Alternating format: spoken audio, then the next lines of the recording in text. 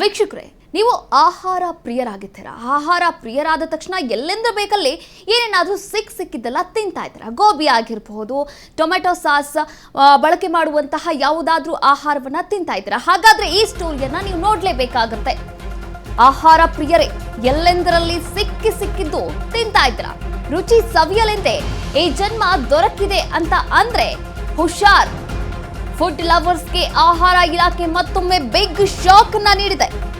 ಇಡ್ಲಿ ಆಯ್ತು, ಬಟಾಣಿ ಆಯ್ತು, ಕಲ್ಲಂಗಡಿ ಆಯ್ತು, ಹೋಳಿಗೆ ಜೊತೆಗೆ ಇದೀಗ ಬೆಲ್ಲವೂ ಕೂಡ ಡೇಂಜರ್ ಎನ್ನಲಾಗ್ತಾ ಇದೆ. ಸವಿಯಾದಂತಹ ಬೆಲ್ಲ ಜೀವಕ್ಕೆ ಕುತ್ತು ತರಬಹುದು. ಎಚ್ಚರ ಎಚ್ಚರ. ಆಹಾರ ಇಲಾಖೆಯ ವರದಿಯಲ್ಲಿ ಬೆಲ್ಲದ ಬೆಚ್ಚಿ ಬೀಳಿಸುವಂತಹ ರಹಸ್ಯ ಇದೀಗ ಬಟಾಬೈಲಾಗಿದೆ. ಎಸ್, ಈ ಜನ್ಮ ಇರೋದೇ ರುಚಿ ಸವಿಯೋಕೆ. ಈ ಒಂದು ಹಾಡನ್ನ ಕೂಡ ನೀವು ಕೇಳಿರಬಹುದು. ಹಾಗೆ ಇದನ್ನೇ ಫಾಲೋ ಮಾಡುವಂಥವ್ರು ಸಾಕಷ್ಟು ಮಂದಿ ಕೂಡ ಇದ್ದಾರೆ. ಆದರೆ ಆಹಾರ ಪ್ರಿಯರಿಗೆ ಮತ್ತೆ ಶಾಕ್ ಎದುರಾಗ್ತಾ ಇರುವಂಥದ್ದು. ಇಡ್ಲಿ ಆಯಿತು, ಬಟಾಣಿ ಆಯಿತು, ಕಲ್ಲಂಗಡಿ ಆಯಿತು, ಹೋಳಿಗೆ ಅದು ಕೂಡ ಆಯಿತು.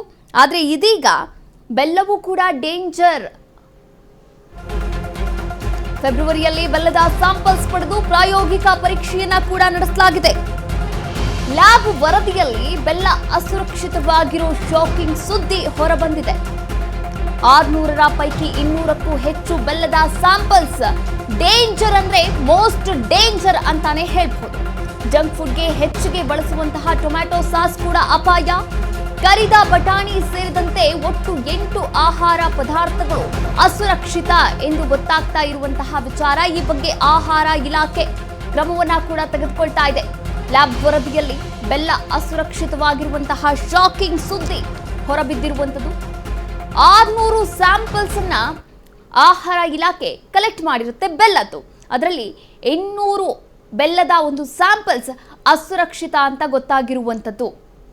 ಹಾಗಾದರೆ ಯಾವ್ದು ತಿನ್ನೋದು, ಯಾವ್ದು ಬಿಡೋದು? ಇನ್ನು ದುಬಾರಿ ದುನಿಯಾ ಬೇರೆ. ಆದರೆ ದುಬಾರಿ ದುನಿಯಾದಲ್ಲಿ ಕಲಬೆರಕೆ ಮತ್ತು ಅನ್ಸೇಫ್ ಆಹಾರಗಳೇ ಹೆಚ್ಚಾಗಿ ಜನರ ಜೀವವನ್ನ ಹೆಣ್ತಾ ಇರುವಂಥದ್ದು. ಒಟ್ಟಾರೆಯಾಗಿ ಗೋಬಿ ನೋಡಿದ್ವಿ. ಗೋಬಿನಲ್ಲೂ ಕೂಡ ಹೆಚ್ಚು ಹಾನಿಕಾರಕ ಅಂಶಗಳು ಇರುವಂಥದ್ದು. ಅದಕ್ಕೂ ಕೂಡ ಸಾಸ್ ಬಳಕೆ ಮಾಡ್ತಾ ಇದ್ರು. ಇನ್ನು ಕಬಾಬ್, ಗೋಬಿ ಕಬಾಬ್ ಇವೆರಡಕ್ಕೂ ಕೂಡ ಒಂದು ರೆಡ್ ಕಲರ್ ಬಣ್ಣವನ್ನ, ಅದು ಹಾನಿಕಾರಕವಾದಂತಹ ಕೆಮಿಕಲ್ ಬಣ್ಣವನ್ನ ಯೂಸ್ ಮಾಡ್ತಾ ಇದ್ರು. ಅದ ನಂತರ ಕಲ್ಲಂಗಡಿ, ಇತ್ತೀಚೆಗೆ ಕಲ್ಲಂಗಡಿಯಲ್ಲೂ ಕೂಡ ಒಂದು ಕಲರ್ ಕಲ್ಲಂಗಡಿ ಅಂದರೆ ಕೆಂಪಾದಂತಹ ಕಲ್ಲಂಗಡಿಯನ್ನು ನೋಡ್ತಾ ಇದ್ವಿ ಅಂತಂದರೆ ಅನಿಸುತ್ತೆ. ಇದಕ್ಕೂ ಕೂಡ ಇಂಜೆಕ್ಟ್ ಅನ್ನ ಮಾಡ್ತಾ ಇದ್ದಾರೆ ಕಲರನ್ನು. ಇದು ಕೂಡ ಬಯಲಾದಂತಹ ಒಂದು ವಿಚಾರ ಆಗಿರುವಂಥದ್ದು.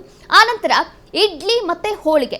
ಇಡ್ಲಿ ತಯಾರು ಮಾಡುವಾಗ ಪ್ಲಾಸ್ಟಿಕ್ ಅನ್ನ ಬಳಕೆ ಮಾಡ್ತಾ ಇರುವಂಥದ್ದು. ಹಾಗೆ ಹೋಳಿಗೆಯಲ್ಲೂ ಕೂಡ ಪ್ಲಾಸ್ಟಿಕ್ ಅನ್ನ ತಯಾರು ಮಾಡ್ತಾ ಇರುವಂಥದ್ದು. ಎಸ್, ಈ ಕುರಿತಂತೆ ಇನ್ನಷ್ಟು ಮಾಹಿತಿಯನ್ನ ನೀಡ್ತಾ ಹೋಗ್ತಾರೆ ನಮ್ಮ ಪ್ರತಿನಿಧಿ ಮಹೇಶ್. ಎಸ್ ಮಹೇಶ್, ಇನ್ನು ಜನರ ಆರೋಗ್ಯದ ಮೇಲೆ ಭಾರಿ ಪರಿಣಾಮವನ್ನ ಬೀರುವಂತಹ ಕೆಲವೊಂದಷ್ಟು ಆಹಾರಗಳನ್ನ ಇದೀಗ ಒಂದು ಆಹಾರ ಇಲಾಖೆ ಸ್ಯಾಂಪಲ್ಸ್ನ ತೆಗೆದುಕೊಂಡು ಪರೀಕ್ಷೆ ಮಾಡಿರುವಂಥದ್ದು. ಈ ಬಗ್ಗೆ ಇನ್ನಷ್ಟು ಮಾಹಿತಿಯನ್ನ ನೀಡ್ತಾ ಹೋಗೋದಾದ್ರೆ. ಎಸ್ ಕವಿ, ಆಗಲೇ ನೋಡೋದು, ಕಳೆದ 2 ತಿಂಗಳಿಂದ ಕೂಡ ಆರೋಗ್ಯ ಇಲಾಖೆ ಒಂದು ರೀತಿಯಲ್ಲಿ ಪ್ಲಾಸ್ಟಿಕ್ ಬಳಕೆ ಮೇಲೆ ಒಂದು ರೀತಿ ನಿಷೇಧ ಏರಿ ಒಂದು ರೀತಿಯಲ್ಲಿ ದಾಳಿ ನಡೆಸಿರುವಂಥದ್ದು. ಅಂದ್ರೆ ಪ್ರಮುಖವಾಗಿ ಏನು ತಿನ್ನುವಂತ ಆಹಾರಗಳ ಮೇಲೆ ಪ್ಲಾಸ್ಟಿಕ್ ಬಳಕೆ ಆಗ್ತಿದೆ ಅಂತ ಕೂಡ ದೊಡ್ಡ ಮಟ್ಟದಲ್ಲಿ ದೂರುಗಳು ಬಂದಿತ್ತು. ಆ ಹಿನ್ನೆಲೆಯಲ್ಲಿ ಕಳೆದ ಒಂದು ವಾರದಿಂದ ಕೂಡ ಇಡ್ಲಿ ಆಗಿರ್ಬೋದು ಅಥವಾ ಏನೋ ಒಂದು ಬಟಾಣಿ ಆಗಿರ್ಬೋದು ಅಥವಾ ಇನ್ನಿತರ ಪದಾರ್ಥಗಳ ಮೇಲೆ ಪ್ಲಾಸ್ಟಿಕ್ ಬಳಕೆ ಮಾಡಿ ಅದನ್ನು ತಯಾರು ಮಾಡ್ತಾರಂತ ಕೂಡ ಒಂದು ರೀತಿ ದೂರು ಬಂದಿತ್ತು. ಎಲ್ಲೋ ಒಂದ್ ಕಡೆ ಅವುಗಳನ್ನೆಲ್ಲನೂ ಕೂಡ ಸ್ಯಾಂಪಲ್ ಟೆಸ್ಟ್ ಮಾಡಿದಾಗ ಏನು ಕೆಲವು ಅಂಶಗಳು ಪತ್ತೆ ಅಂದ್ರೆ ಪ್ರಮುಖವಾಗಿ ಏನು ಪ್ಲಾಸ್ಟಿಕ್ ನಲ್ಲಿ ವಿಷಕಾರಿ ಅಂಶಗಳು ಏನು ಒಬ್ಬಟ್ಟಾಗಿರ್ಬೋದು ಅಥವಾ ಇದು ಬಟಾಣಿ ಆಗಿರ್ಬೋದು, ಈ ರೀತಿ ತಿನ್ನೋ ಪದಾರ್ಥಗಳಲ್ಲಿ ಕಂಡು ಬರ್ತಾ ಇದೆ ಅಂತ ಕೂಡ ಇದಕ್ಕೆ ಕೊಟ್ಟಿರುವಂಥದ್ದು. ಈ ಹಿನ್ನೆಲೆಯಲ್ಲಿ ಈಗ ಮತ್ತೊಂದಕ್ಕೆ ಕೈ ಹಾಕಿರುವಂಥದ್ದು ಪ್ರಮುಖವಾಗಿ ಏನು ಈಗ ಹಿಂದೂ ಹಬ್ಬ ಬರ್ತಾ ಇದೆ, ಯುಗಾದಿ ಹಬ್ಬ. ಯುಗಾದಿ ಹಬ್ಬಕ್ಕೆ ಪ್ರಮುಖವಾಗಿ ಏನು ಒಬ್ಬಟ್ಟು ಮಾಡ್ತಾರೆ ಎಲ್ಲಾರ್ನಲ್ಲೂ, ಆ ಒಬ್ಬಟ್ಟಿನಲ್ಲೂ ಕೂಡ ಒಂದು ಪ್ಲಾಸ್ಟಿಕ್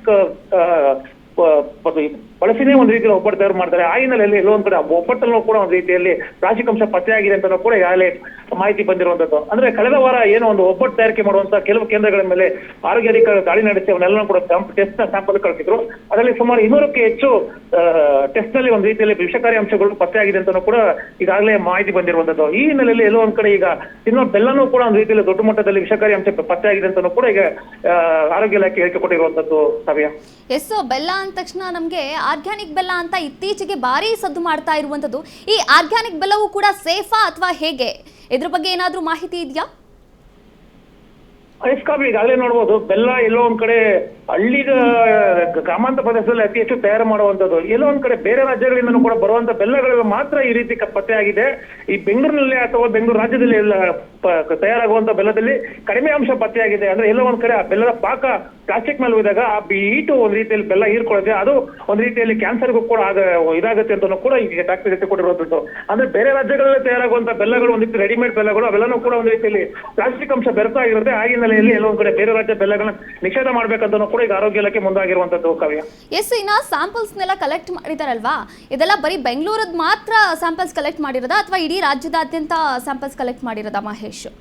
ಎಸ್ ಕವಿ, ಈಗಾಗಲೇ ನೋಡಬಹುದು ರಾಜ್ಯದ ವಿವಿಧ ಜಿಲ್ಲೆಗಳಲ್ಲಿ ಸ್ಯಾಂಪಲ್ ಕಲೆಕ್ಟ್ ಮಾಡಿದ್ರು. ಸುಮಾರು 600ಕ್ಕೂ ಹೆಚ್ಚು ಸ್ಯಾಂಪಲ್ ಕಲೆಕ್ಟ್ ಮಾಡಿ ಈಗ 200ಕ್ಕೆ ಹೆಚ್ಚು ರಿಪೋರ್ಟ್ ಬಂದಿರೋದು. ಅದರಲ್ಲಿ 200ಕ್ಕೂ ಹೆಚ್ಚು ಕೂಡ ಏನೋ ಪ್ಲಾಸ್ಟಿಕ್ ಒಂದು ರೀತಿಯಲ್ಲಿ ವಿಷಕಾರಿ ಅಂಶ ಪತ್ತೆಯಾಗಿದೆ ಅಂತ ಕೂಡ ರಿಪೋರ್ಟ್ ನಲ್ಲಿ ಬಂದಿರುವಂತದ್ದು.